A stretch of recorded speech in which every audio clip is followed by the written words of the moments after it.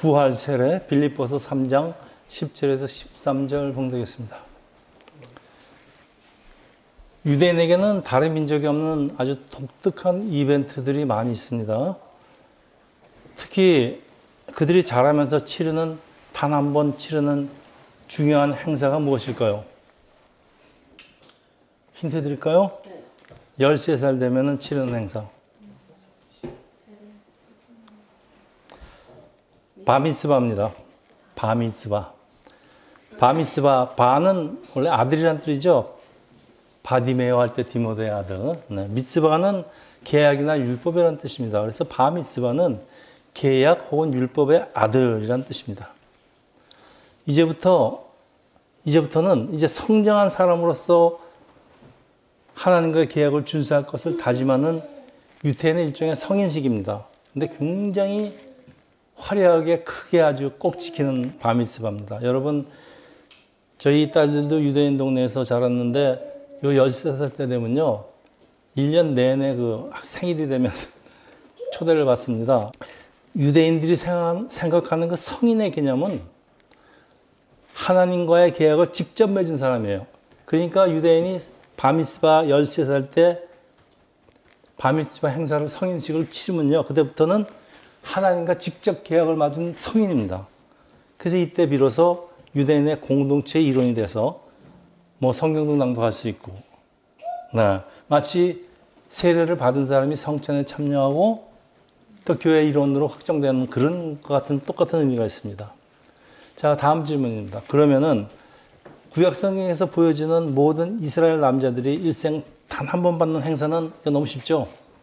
뭘까요? 네, 할례입니다. 이스라엘 할례의 기원은 아브라함이 하나님 백성으로서 언약을 맺는 순간부터 시작을 합니다.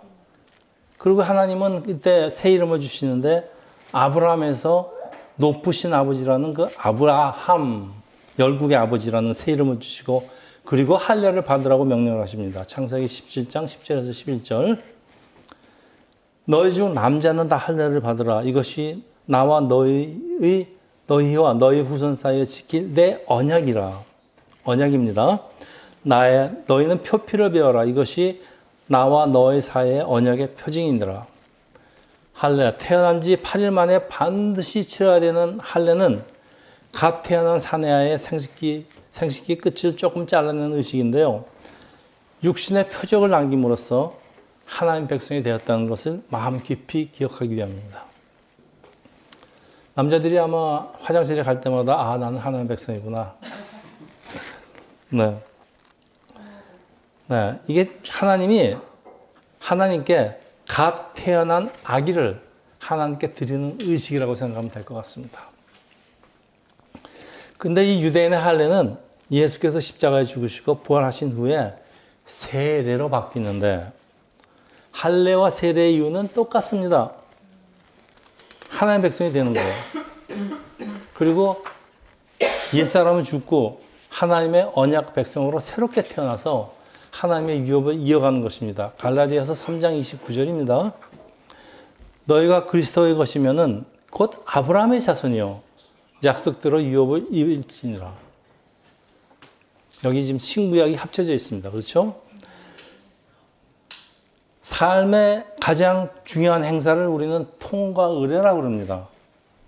근데 민족마다, 나라마다, 종교마다 다 다른 이유는 무엇일까요? 왜 달라요? 그 민족이나 종교가 가치관이 다 다르기 때문인데 그들이 중요하게 여기는 것도 다 달라요. 그러니까. 여러분 삶 속에서 가장 중요한 순간들은 어떤 것이 있었어요?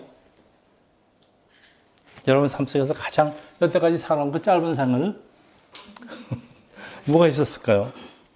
네, 여러분 성인식은 없었죠.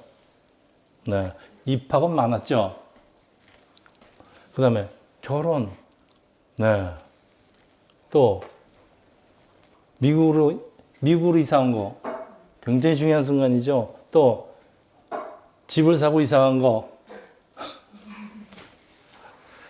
그 다음에 더 중요한 게 있어요, 여러분. 이거보다 더 중요한 거. 여러분 기억 못하죠? 출생. 네. 또 이제 여러분 아직 경험하지 못하겠지만은 사망이 있습니다. 그런데 이제 여러분이 거듭난 사람도 있고 이제 거듭날 것들이 있는데 이게 뭔가 하면 본어게인, 거듭남입니다. 그리고 또 세례가 있어요. 이런 것들이 굉장히 중요한 통과 의례입니다. 그런데 크리스천의 가장 중요한 통과 의례는 무엇일까요? 여러분 크리스천, 여러분한테 일생 동안 가장 중요한 통과 의례가 하나 있어요. 이게 뭘까요? 응? 세례. 예, 세례입니다. 이 세례에 본어겐까지 겹치게 되면 정말 좋은 거죠. 자, 세례의 원어가 밥티조예요. 밥티조는 이 씻는다는 뜻이에요. 그래서 이제 요단강에 들어가서 또 물속에 잠겨서 물속에 들어가면 어떻게 됩니까? 물속에 잠기면 숨을 못 쉬니까 죽죠. 그러니까 죽는 것을 상징합니다. 즉, 과거에 나는 죽고 물속에 잠겼다가 살아 올라옵니다. 새로운 피조물로 새롭게 태어나 예수 그리스도와 하나가 되는 의식입니다. 이게 세례입니다. 그러니까 죽었다가 다시 살아서 올라오는 것은 무엇을 상징하는 것? 부활을 상징합니다. 자, 갈라디아 2장 20절. 내가 그리스도와 함께 십자가에 못 박혔나니 그런즉 이제는 내가 사는 것이 아니요 오직 내 안에 그리스도께서 사시는 것이라. 이제 내가 육체 가운데서 사는 것은 나를 사랑하사 나를 위하여 자기 자신을 버리신 하나님 아들을 믿는 믿음 안에서 사는 것이라. 얼마나 중요한 말씀인지 몰라요. 자, 오늘은 이수연 성도가 성부와 성자와 성령의 이름으로 세례를 받는 아주 축복의 날입니다. 왜 오늘이 이수연에게 가장 중요한 날일까요? 응? 예, 맞습니다. 다시 태어난 날이기 때문에 그래요. 다시 태어난다는 건 뭡니까? 여태까지 이수연이가 살았던 삶은 헛거는 아니죠. 그렇지만은, 네, 완전한 삶이 아니었다는 뜻이에요. 그리스도께 속한 사람이면 모두 아브라함의 자손이요. 약속을 따르는 상속자죠. 과거에 나는 죽고 새롭게 태어나는 날이기 때문에 그렇습니다. 그래서 중요한 날입니다. 세례는 회개하고 제사함을 받고 예수 그리스도와 하나가 되는 의식인데, 네, 여러분 이르기 때문에 예수 그리스도와 하나가 되기 때문에 예수님이 우리를 신부라 그러시는 겁니다. 이수연은 이제 하나님과 여러 성도 앞에서 하나님 백성으로 살 것을 맹세하는 의식이 바로 세례입니다. 네. 그래서 이 의식을 항상 기억하라고 물속에 잠기고 다시 빠뜨리고 다시 일어나고 이런 일을 하는 겁니다. 지금 성인이 되기 위해서 구원에 대한 확신이 있어야 세례를 받을 수 있다고 주장하는 교단도 있죠, 사실. 그렇지만은 세례 기원이 할례라는 점을 이해한다면은 세례의 의미는 분명해집니다. 세례의 의미는 아이를 하나님께 드리는 공동체의 약속입니다. 할례의 의미가 그렇습니다, 원래. 뭐 유대인 아이가 태어난 지 8일째 되는 날에 행하는데 그 아이에게 무슨 믿음이 있어요? 무슨 믿음이 있어서 자기 신앙 고백을 합니까? 그래서 할례라는 것이 아니고 그 부모들이 신앙 공동체에서 앞으로 이 아이를 하나님의 백성으로 잘 크겠다는 부모와 아이가 속한 공동체가 하나님께 드리는 약속이라고 장로교단은 이해합니다. 그리고 저는 여기에 전적으로 동일합니다. 그러니까 오늘 이수연 성도를 세례를 준다는 얘기는 할례의 의미에서 본다면 우리 공동체가, 우리 세상교회 공동체가 이수연이를 하나님 백성으로 하나님의 딸로 잘 키우겠다는 약속이 포함되어 있다는 걸 여러분 잊지 마세요. 여러분은 이수연을 위해서 기도를 해야 되고, 네, 올바른 길로 갈 수 있도록 여러분이 도와야 됩니다, 선배들이. 자, 그래서 유대인에게는 안식일을 지키는 것이 모든 일에 우선합니다. 유대인한테는 안식일이 그렇게 중요합니다. 모든 일을 우선해요. 예가 하나 있는데 아시죠? 네, 할례. 안식일이 할례날과 겹치면요, 할례가 안식일을 우선한 이유가 갓 태어난 생명을 하나님께 드리는 일이 하나님께 예비하는 것, 안식일에 예비하는 것보다 더 시급하다 그런 얘기입니다. 우선 이 아기를, 갓 태어난 아기를 하나님께 드린 다음에 소속을 확실히 해놓고 그 다음에 하나님께 예배한다 이런 얘기. 그리고 마태복음 28장 18절에서 19절이죠. 예수께서 나와 말씀하시기를 이르시되 하늘과 땅의 모든 권세를 내게 주셨으니 그러므로 너희는 가서 모든 민족을 제자로 삼아 아버지와 아들과 성령의 이름으로 세례를 베풀고. 예수님의 지상 명령입니다. 이제 이수연에게는 성도라는 세인트명으로 새로운 칭호가 주어지는데, 마치 아브라함이라는 새 이름을 받고 새로운 삶을 살아가는 부활의 삶을 상징합니다. 네. 고린도후서 5장 17절입니다. 그런즉 누구든지 그리스도 안에 있으면 새로운 피조물이라. 이전 것은 지나갔으니 보라 새 것이 되었도다. 이제 이수연 성도는 새 것으로 태어나는 순간이 바로 오늘입니다. 그렇게 중요한 순간입니다. 세례의식은 하나님과 성도들 앞에서 하는 이수연의 약속이기도 합니다. 예수 그리스도와 연합해서 하나님의 자녀로, 예수의 제자로, 예수의 신부로 다시 태어난다는 신앙 고백이에요. 그래서 이제부터 이수연 성도는 그리스도와 함께 죽고 함께 다시 사는 것을 하겠다는 약속입니다. 자, 죽고 다시 사는 것은 장차 우리에게 일어날 부활을 상징합니다. 그래서 부활 세례입니다. 예수는 부활의 첫 열매로 예수를 따르는 부활의 삶은 이전과 같을 수가 없습니다. 예전의 삶과 지금의 삶이 같을 수가 없어요. 우리가 세례를 받고도 옛사람으로 계속 살아간다면은 그건 예전 것에 붙잡혀 사는 삶이죠. 세상의 노예의 삶입니다. 이건 부활의 삶이 아닙니다, 여러분. 잘 들으십시오, 여러분. 빌립보서 3장 10절에서 14절입니다. 내가 그리스도와 그 부활의 권능과 그 고난에 참여함을 알고자 하여 그의 죽으심을 본받아 어떻게 해서든지 죽은 자 가운데서 부활에 이르려고 하노니. 내가 이미 얻었다 함도 아니요 온전히 이뤘다 함도 아니고 오직 내가 그리스도를 예수께 잡힌 바 된 바 그것을 잡으려고 내가 달려가노니.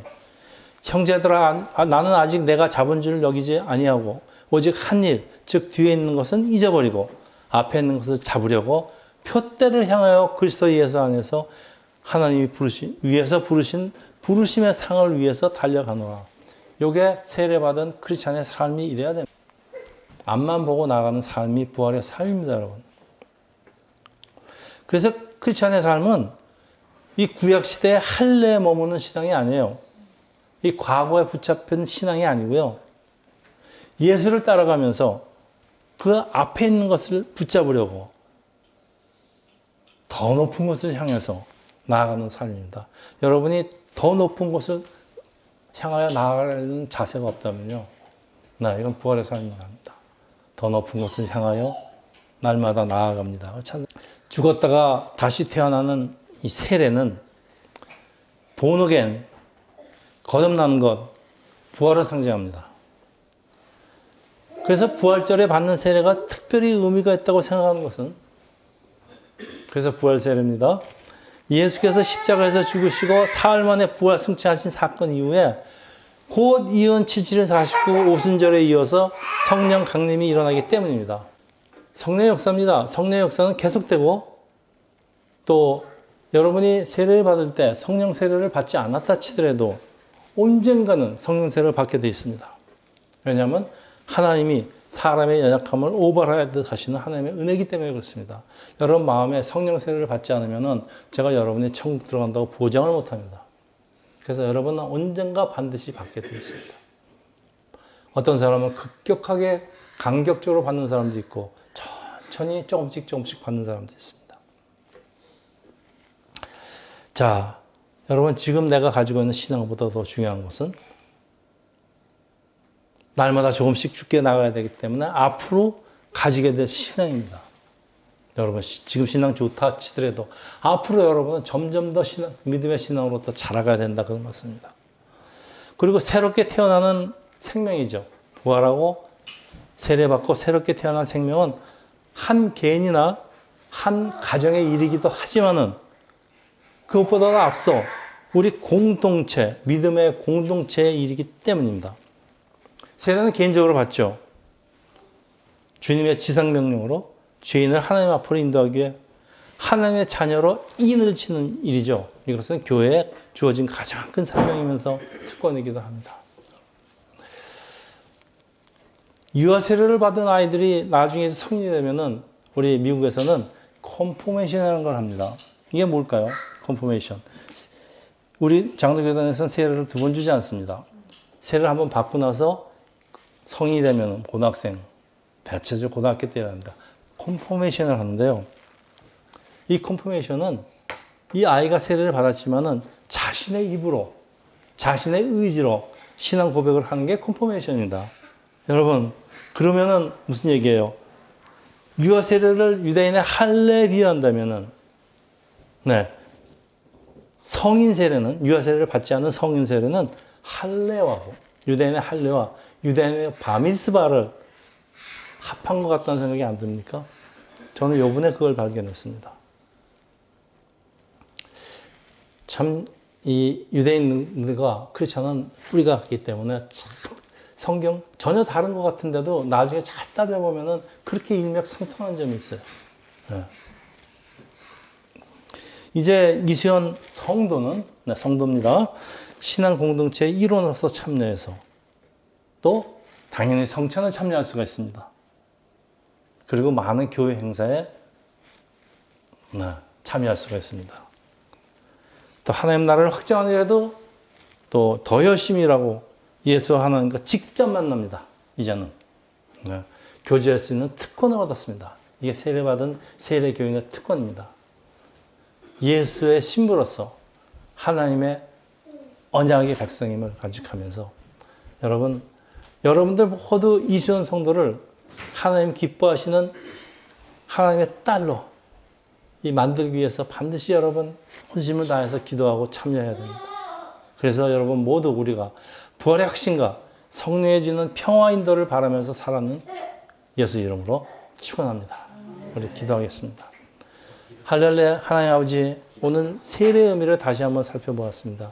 세례를 받는 것은 과거에 나는 죽고 새롭게 태어나는 것, 장차 일어날 부활의 삶을 이 땅에서 살아가는 것을 다시 한번 배웁니다. 하나님 아버지, 세상교회를 축복하시고 우리 세상교회에 속한 모든 성도들을 축복하셔서 우리 주님을 따르면서 부활의 삶을 살 수 있도록 축복하여 주시옵소서.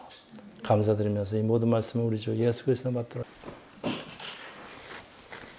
내가 이수연에게 성부와 성자와 성령의 이름으로 세례를 주노라. 아멘. 아멘. 아멘. 자, 이제 일어나세요. 축복합니다. 공포하겠습니다. 자, 이수연 성도는 오늘 거룩한 세례를 받고 세상교회 세례교인이 되었음을 성부와 성자와 성령 이름으로 선포합니다. 여러분, 박수 환영해 주시기 바랍니다.